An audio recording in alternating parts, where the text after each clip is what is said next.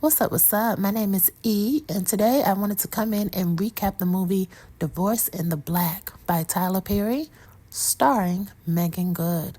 The movie currently receives 0% on Rotten Tomatoes, so I wanted to come in and put my 2 cents on it and see if the movie really does deserve a 0%. We're going to talk about it together. Now, in order to give my review, I'm going to give my analysis of the most pertinent scenes. And because the movie is about 2 hours long, I'm probably going to have to break it up into 3 parts, depending on if you all like this first part or not. So honestly, it's so many interesting and teachable moments that I don't want to leave anything out. And I would not do a review justice if I cram a 2-hour movie into a 30-minute video. So before I get started, let me go ahead and say right now, this is a spoiler alert. If you have not seen the movie and you really do not want your perception of it to be tainted prior to viewing, please click off, go to Amazon, support Megan Good in her latest role, and then come back and give me your thoughts, because you may have a different perspective than I do, and I want viewers to be fair to themselves, okay? So, last disclaimer before we get started, I do love Megan Good as an actress. When I was in high school, my boyfriend had the biggest crush on Megan Good. And ever since then, I always thought she was really, really pretty. And she's still beautiful. I do think she has aged gracefully. I love her spirit and her personality from what I've seen online. And I like the way she dresses. Also, let me say, the difference about me is just because I like someone, it does not mean that I cannot call you out and offer an unbiased critique. And that's what this review is going to be. I love Megan. I promise I do. But she can get this work too. My reviews are rated E. They for everybody, okay? So let's establish the main characters. Megan Good plays the lead character of Ava. Her husband's name is Dallas, and Dallas is played by Corey Hardrick. And to add further context, Ava is an only child. She's a PK, and being the daughter of a pastor, her father is the current pastor of a church in this small town. Not only is he the pastor of this church, but he is also officiating the funeral of Cody Bertrand, who is Dallas's younger brother. So here is where the same old black man stereotype comes into play. Cody is known as a robber, a rapist, and a bully in this small town community. So, wait a minute. Robber, rapist, and bully. Hell, Cody sounds like Donald Trump. So, we start off with the opening scene at the funeral with Ava and Dallas sitting on the front row, and Dallas's older brother and Dallas's mom, Mama Belinda Bertrand. As soon as I saw this overweight black woman sitting on the front row with her legs positioned open, I said, oh yeah, Mama Bertrand is the Medea of the cast, because Tyler always uses big, dark, and domineering women for comedic effects. I don't think it's funny. It's similar to Big Mama's house in Norbit. It's the same formula. And what's the purpose of having your own movie studio, the own purpose of you writing and directing, if you're still sticking to this same stereotypical formula? But anyways, this was the opening scene, and it was likened to Medea Goes to Jail when she tore up that fast food restaurant. It was the same energy. So as Ava's dad, aka Pastor Two Shoes, when he starts speaking over the funeral, and rather than speaking of fond memories of Cody and how much the younger brother will be missed by the family, the pastor takes this opportunity to let the church know in front of the mother and his surviving siblings that this is what happens when you raise hell on earth. You go to hell in spirit after. These are his words, not mine. And as he gets started, Mama Bertrand turns and looks at Dallas, and then Ava reaches for Dallas's hand because she knows this is about to be some bull. And then the cameras pan to Dallas's face, and he's sweating like a fiend looking for his next hit. By the way, the woman who plays Belinda Bertrand, who is the mom to Dallas, her and Corey look like they could be related in real life. Whoever cast those two as family did an excellent job as far as optics. It's just too bad that Corey can't act, though. And I said what I said. moving right along. So Ava's dad is going on and on about men not following the right path and how they end up in hell. And Belinda has crossed her arms at this point. She has steam coming out of her church hat. And when Ava's dad turned to the surviving brothers and told them to get right or else they'll end up in hell too, that mother stood up and said, I know you're not talking about my boys. The only reason Dallas is going through what he's going through right now is because of you and your know-it-all daughter and her judging him all the time. And Ava's dad said, no, you have wreaked havoc on this town because you did not raise your boys right. They steal, they rape, they burglarize, and the only reason Cody is dead is because he got out of jail and tried to rob an elderly woman who was a member of this church, and she shot him dead. When you live by the sword, you die by the sword. And that was foreshadowing. Now, whoever wrote this pastor's lines did a good job, but the actor who is playing Ava's dad, aka Pastor Two Shoes, he did a terrible job on delivery. I don't think he does well in pastor roles. And if Tyler needed a pastor, why didn't he just call Bishop Greenleaf? Bishop? If Tyler called Bishop Greenleaf, this movie would have been over the moon, okay? Now, it seems like Tyler cast all the people, though, who were going through a divorce at the time. We have Tia Mowry's ex-husband, okay? We have Tina Knowles' ex-husband, and we have Devon Franklin's ex-wife. So it's no wonder the first part of the movie was so struggle and no one could hone in on their craft, so to speak. It was too much spell work on set. The people didn't know what to do with themselves because they were heartbroken. Anyway, back to the movie. The pastor goes on to tell Belinda, your son being with my daughter is the only reason that this church is paying for your son's funeral and the casket his body is laying in right now. Girl, next thing I know, Mama Bertrand stands up and starts taking off her hat and her dress because apparently they were hand-me-downs from Ava's mom, who is the first lady of the church, of course. Mama Bertrand don't know nothing about black pantyhose, shapewear garments, or wrap dress. This was out of her comfort zone, okay? Belinda took off all that shit and threw the clothes up there at the pastor and said, you think I care about all this shit? Now, this is her talking, not me. Well, I don't, she said. She calls her surviving sons over, Dallas, Sleepy, Biggie, and Droopy, and she tells them to take the dead son body out the casket, and she tells them to put Cody on the back of their Sanford and Son pickup truck outside. Now, girl, when she said, we're going to bury him in the backyard like we do all the other Bertrands, girl, I almost, see, ugh.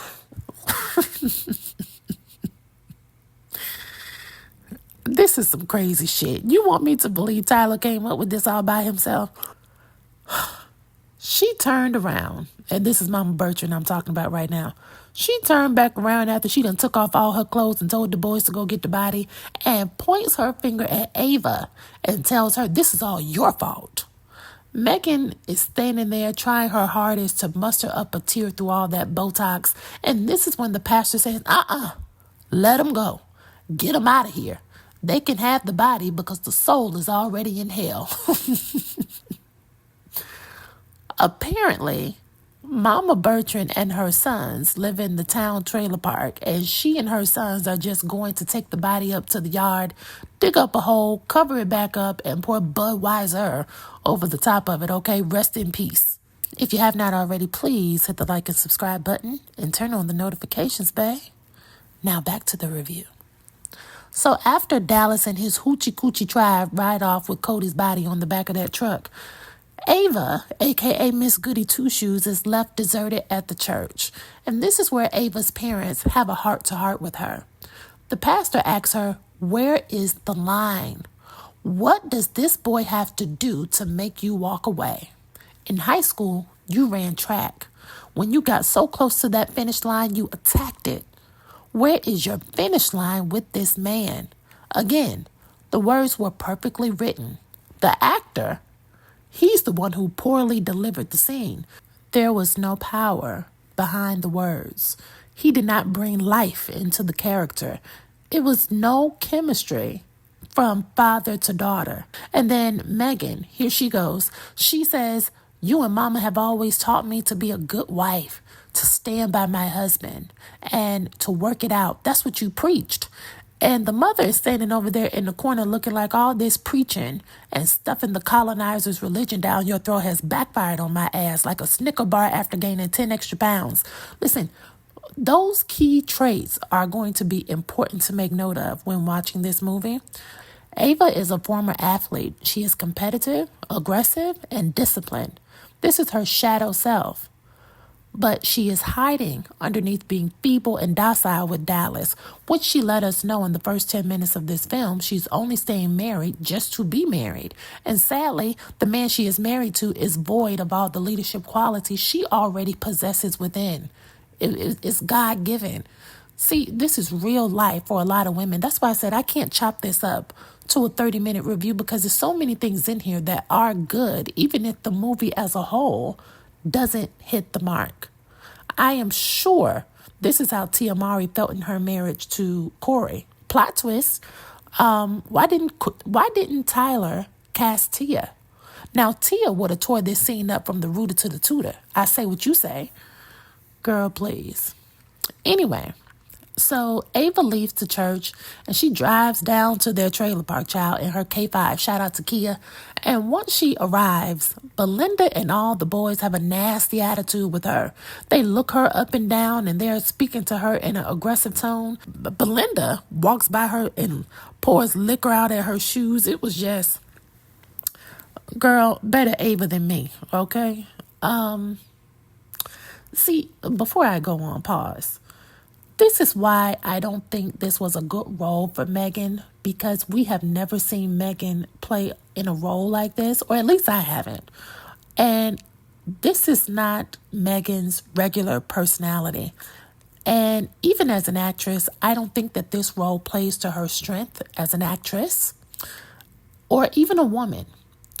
And even if I did not know Megan from other roles, I would still feel this was out of her element because she didn't look natural in it. Okay? So when Ava goes to find Dallas, he's sitting in his old beat up Sanford & Son truck.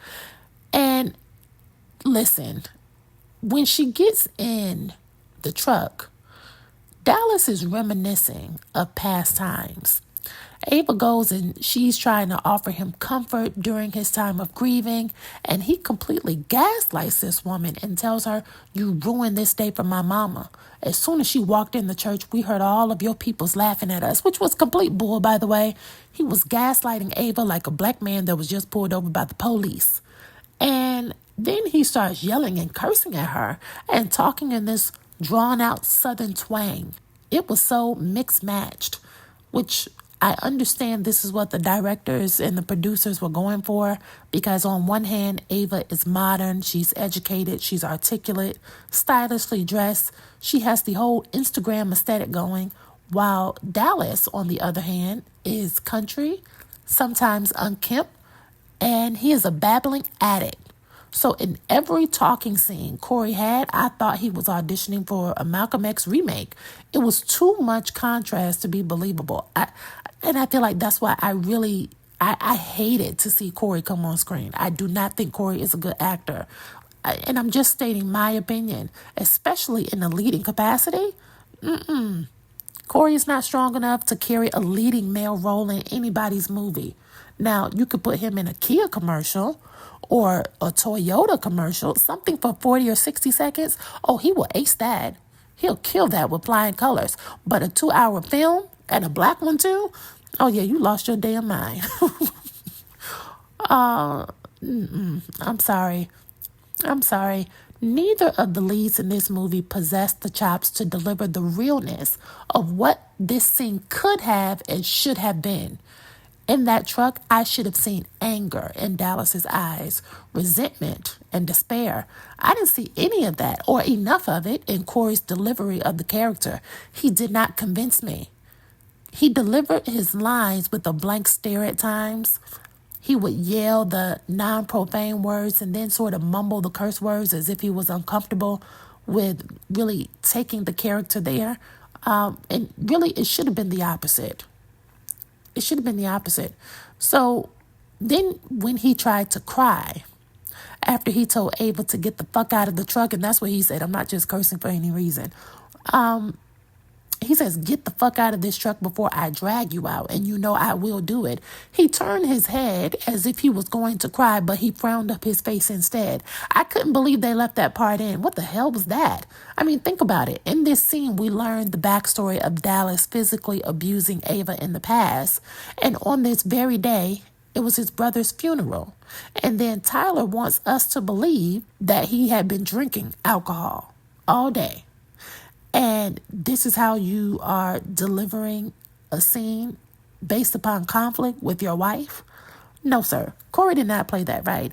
Dallas was supposed to grab Ava by the wrist, shake her up or something, bang on the steering wheel, like, get out of that truck, walk over to Megan's door, open her door, and demand she exit the vehicle. I thought the lines were delivered in such a mediocre fashion, and then Megan was trying to cry as she scurried away from the truck, and she could barely squeeze one out of those too tight tear ducts. Just, ugh. I mean, and let's rewind 30 seconds. Even when they were in the truck, the placement of Megan's hand on her face as she attempted to cover her face to hide the invisible tears which never came out, it was awkward as hell to watch. The scene could have been good in theory, but like I said earlier, it was poorly executed. This was not how two people who have been married for almost 20 years interact with each other in private. Hell no. Anyway, Ava runs up to the front lane and gets in the K5 and she falls asleep. I guess she was waiting on Dallas, child. But all of a sudden there was a knock on the window. Girl, it was Belinda. And I have to say, the woman who plays Belinda Bertrand, her name is Ursula Oriana Robinson. Y'all need to remember that name. This woman was the best actor on set. I mean, I don't know how much he paid her, but he should have paid her the most money out of everybody on that cast. Miss Ursula Robinson, from start to damn finish. Every time she came across the camera, whether I liked her character or not, she was believable. I believed every single word. She embodied the character. She gave it life, because I know that's not how she normally talks and how she normally looks outside of this role. But the woman is an actress. She tapped on the window of that K5 and told Goody Two Shoes Ava to get the fuck off of her land. And gee willikers golly, if Ava didn't hit that push start and put that car in drive and get the hell on, I'm gonna know something. Oh, God. Last scene before I head on out, I have to get back to work. This scene had the Why Did I Get Married and Diary of a Mad Black Woman collide effect. So like I said earlier, Ava and Dallas have been together since high school. Apparently there was another kid from their high school who Ava dated, and his name is Benjamin. Now, Benjamin pulls up to the bar in a big white truck, and he's about 6'2", and he only has eyes for Ava. So we can spot this story coming from a mile away. It's so predictable. Now, Ava is coming out the bar because while she was sleeping in the car, Dallas and his brothers went down to the local pool hall to drink and play pool. And now Ava went down there to let him know, oh, you have to work in the morning. And she was begging him to come home. And I was thinking to myself, damn, his brother just died. Does his job not offer any bereavement? Like, what the hell? Anywho, Ava walks in and the older brother says he'll send him out. So Ava walks outside at the same time Benjamin is pulling up, like right on cue. Like I said, it's very typical. These two hug each other, and then Benjamin asks, what are you doing out here so late? Then right on cue, Dallas, Biggie, Sleepy, and Droopy all come stumbling out, and apparently the Bertrand brothers used to bully Benjamin. So now we know there's history here. Anywho's, before the boys start attacking Benji, the bar owner comes out, cocks his rifle, and tells everybody out there, you ain't got to go home, but you have to get the hell up out of here, okay? So Benji walks back to his truck, and then Ava walks to the K5, but Dallas tries to beat Ava to the driver's seat. This Negro been drinking all night and is barely walking, and he tells Ava that he wants to drive her car and starts tussling with her over the keys. And this girl is pleading with him. No, Dallas, please, Dallas, please. And then Droopy walks over, and Droopy is the older brother, by the way. And Droopy says, you already know, I'm big bro. And then Droopy decks Dallas about 2 times and then drags him over to the passenger side and then taps on top of the car 2 times and tells Ava to take his drunk ass home. Now, Benji is sitting in the truck from over yonder with his windows rolled down, shaking his head at the drunken trailer park mess that he's looking at because Megan is an attractive girl. You've been dealing with this man for nearly 2 decades and this is what you have going on. So again, you can see in the first 15, 20 minutes where the story is going. Very predictable. So in line with Diary of a Mad Black Woman, if you ask me. And side note, who the hell casted Benjamin? He's played by an actor named Joseph Anderson, and he looks like a slightly less sexually hyper version of Christian Keys. Tyler, who casted him? I have a request. Stop casting the same type of love interest to play the side dude or the savior from the nothing-ass black dude in all your movies. I'm sick of it. The physique, the voice cadence, the acting style is getting bizarre at this point. Tyler, don't cast men who you like. You need to cast men who we as the women would like. Understand? So, moving right along. Goody Two-Shoes Ava drives Dallas home, and somehow it fast forwards to her sleeping in the bed and him having fell asleep in the bathroom by the toilet. So Ava is then waking up in the middle of the night by Dallas talking in his sleep, and she goes into the restroom and he's mumbling, if you want to call it that. I couldn't tell because the acting was so cringy. Dallas says, "She told me to kill my daddy. I ain't shit. I ain't never gonna be shit. I ain't no good and I need help." Girl, this is what I'm talking about when I said earlier the Malcolm X remake. This scene was meant to humanize Dallas in the eyes of the viewers. But again, Corey is not a good actor and he did not deliver. Corey did not invoke in me a sense of empathy or desire to help Dallas. I did not feel sorry for Dallas, and I did not give 2 shits about him killing his father. So when Goody Two-Shoes Ava leaned forward and pulled Dallas's head close to her bosom, girl, I frowned my face the hell up. Girl, please. This Negro just told you he wasn't shit, he ain't no good, and he needs help. He just told you he killed his own father. This is his shadow self. This is who he is. He sucks the life out of people, and now he is blaming it all on his black mother. She told me to do it. See, here we go with the Tyler Perry writing. This is probably why in the movie they did not expand on Dallas killing his father, because as always in Tyler Perry's movies, it's the single black woman's fault for why these men are so jacked up and worthless. Us as viewers don't get any context or peek into what Dallas's father was like or why the mother asked Dallas to do this. This would have been a great part for Tyler to have inserted a flashback scene of when Dallas and his brothers were younger and gave us some context as to the relationship between Belinda Bertrand and Father Bertrand. Why didn't Tyler include that? Furthermore, and this is me talking, I'm asking the question, why would Belinda ask Dallas to kill his father? And follow me.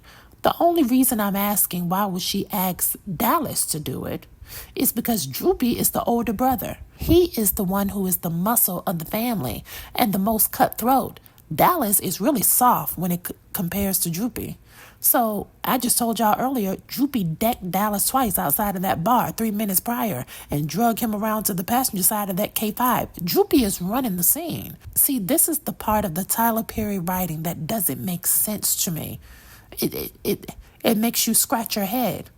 Now, the morning after, Dallas doesn't even remember anything, or so he says. Girl, I can't tell because of the acting. But he is not moving or talking in a way that would suggest he is hungover from all the alcohol that he consumed the day before. And he is also not moving slow or limping from that ass whooping he took from his big brother last night. Dallas is walking in a straight line with his Timberland boots and his Fashion Nova for Men jeans. And Dallas comes into the kitchen and tells Ava that he is off to work. And Goody Two Shoes Ava asks him to explain what he was saying last night. You know, what did you mean by that? Killing your father and such. And Dallas says, I don't want to talk about it. I don't even remember what happened last night. Pause. Dallas is on his way to work, right? And I don't remember what they said his profession was. But they did let it be known that Ava works at a bank. Y'all tell me why Ava is dressed in a yellow mini dress with cutouts on the side of the abdomen. Tyler, and whoever works in the wardrobe department, in what world do bankers go to work in bright neon color mini dresses with the sides cut out? I'll wait. Could we not expand the budget by an extra $500 and get Ava some real work clothes, like her best friend that she went to go pick up after this? Ava can't go into a bank dress like that. It's against the dress code. Girl, please. So Dallas goes off to wherever he makes his nickels at, and then Ava goes to go pick up her best friend for work, who happens to also be her boss. See, this is what I don't understand. It was throwing me off. Why does the boss not have her own car, and a better one than Ava at that?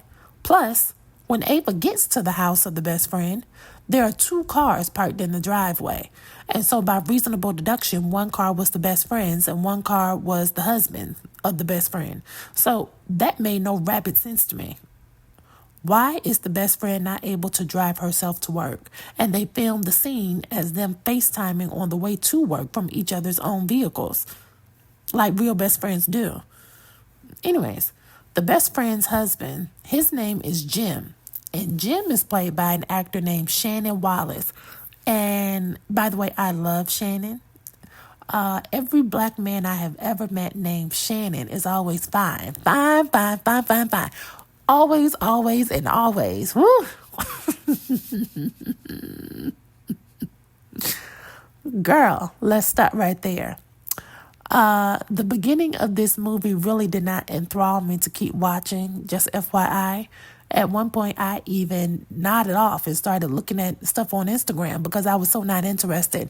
But so far, I will grade the actors and their delivery based upon the first half of this movie. Now, even though I like my girl Megan, I'm going to have to give her delivery of the role. I'm going to have to give her delivery a C+. When it comes to Corey, so far, I'm going to have to give him a D-. Ursula Robinson, I'm giving that girl an A+. Ursula, girl, you need to get away from Tyler Perry and you need to go work with some real people. You need to be in one of the Power Book series because I don't want you to get stuck with Tyler Perry because he's not going to use you the right way. Girl, you need to be on Power, okay? Ursula Robinson, A+, sis. Next, Biggie, Sleepy, and Droopy, who are Dallas's brothers. I'll give them all an A+ because they didn't have a lot of speaking roles, but they did what they needed to do. I don't have any complaints. Lastly, Richard Lawson, Pastor Two Shoes. You know, I'm giving him a D+.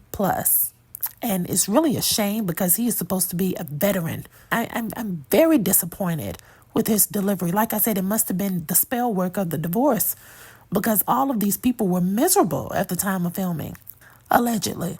So, listen, as for the rest of the characters, we'll grade them when we come back for part 2.